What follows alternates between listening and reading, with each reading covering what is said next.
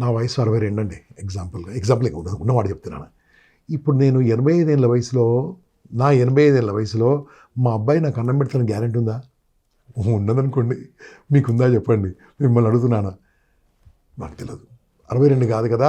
మీ పిల్లలు మిమ్మల్ని ఎలా చూసుకుంటారో నమ్మకం లేదు. ఎందుకోసం వాళ్ళ లైఫ్ వాళ్ళది, వాళ్ళ ఫ్యామిలీ వాళ్ళది, వాళ్ళ బతుకు వాళ్ళది, వాళ్ళ డిమాండ్ వాళ్ళవి, వాళ్ళ ఎంజాయ్మెంట్ వాళ్ళది, వాళ్ళ సరదాలు వాళ్ళవి ఉంటాయి. కాబట్టి అమ్మా నాన్న అంటే పెద్దగా 195% అమ్మా నాన్న పట్టించుకునేవాళ్ళు లేరు. మళ్ళీ మీరు ఎలా బతకాలండి ఆ వయసులో? అందుకోసం నేను ఒక ఐడియా ఇస్తున్నాను. మీ పిల్లలకు ఆస్తులు ఇవ్వకండి, మీ పిల్లలకు ఏమి ఇవ్వకండి. మీ పిల్లలకు మంచి చదువు ఇవ్వండి, మంచి జ్ఞానం ఇవ్వండి, మంచి సంస్కారం ఇవ్వండి, మంచి సంస్కృతి ఇవ్వండి. ఆస్తులు మొత్తం మీ పేరు మీద ఉండాలి. వాళ్ళకి ఏం రాయొద్దండి, రాశారు మీ పని గోవిందా. ఓకే, అందుకోసం ఏం చెప్తుంది తెలుసా? మీ పేరు మీద ఈ ప్లాట్ కొనండి. ఎగ్జాంపుల్గా ఓ ప్లాట్ కొన్నామనుకోండి, అప్పుడు మీ కోడలు గారు ఏమంటారు తెలుసా? మామయ్య గారు టీ తాగుతారా? మామయ్య గారు కాఫీ తాగుతారా? ఎందుకు అంత ప్రేమ? ఎందుకు? ప్లాట్ గురించి, ఆస్తి గురించి అని అనుకోవచ్చు, అనుకోకపోవచ్చు.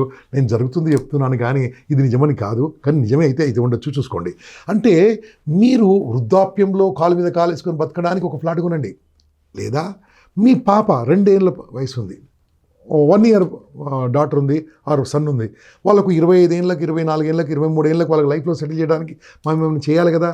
దానికోసము ఇప్పుడు ఒక 10 లక్షలు 15 లక్షలతో ఇక్కడ ప్లాట్ ఒకటి కొన్నామనుకోండి, పిఎల్ఓటి కొన్నామనుకోండి, 25 నెలల తర్వాత గ్యారెంటీ ఇస్తుందండి. 10 to 15 టైమ్స్ మినిమం పెడుతుంది, కొన్ని ప్లేస్లో 50 టైమ్స్ పెడుతుందండి.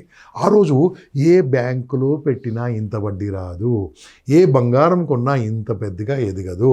షేర్స్లో పెరుగుతుండొచ్చేమో కానీ పొడగొట్టుకున్న వాళ్ళు ఎక్కువ తెచ్చుకున్న వాళ్ళకంటే.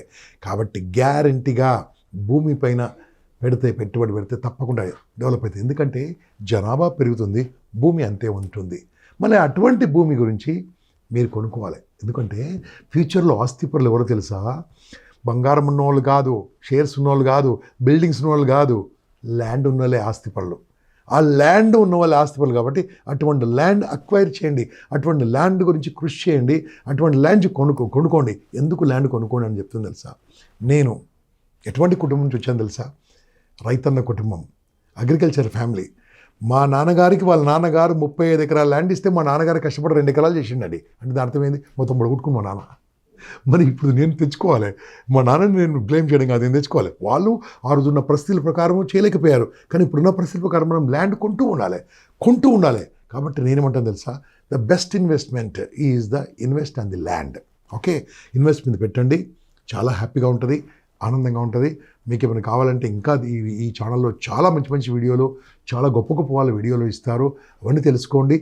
తెలుసుకున్నా మేము చెప్పే మాటలు చెప్పేదే, నిర్ణయం మాత్రం మీదే, తుది నిర్ణయం. కాబట్టి ఈ ఛానల్ అద్భుతంగా ముందుకెళ్ళాలని ఈ ఛానల్లో సబ్స్క్రైబ్ చేయండి, దీన్ని ఆశీర్వదించండి, ముందుకు తీసుకెళ్ళండి. ఎందుకోసం అంటే మన గురించి ఆలోచించే వాళ్ళు ఎవరున్నారండి? మన డబ్బు గురించి ఆలోచించే వాళ్ళు ఎవరున్నారండి? మన ఆదాయం గురించి ఆలోచించే వాళ్ళు ఎవరండి? ఏదో ఎంటర్టైన్మెంట్ పెట్టి, రాజకీయాలు పెట్టి చేసేవాళ్ళు. కానీ మీరు బాగుండాలని ఆలోచించే ఇటువంటి ఛానల్కు నేను ఫుల్ సపోర్ట్ చేస్తున్నాను. All the best. అందరికీ కూడా నమస్కారం, ధన్యవాదాలు.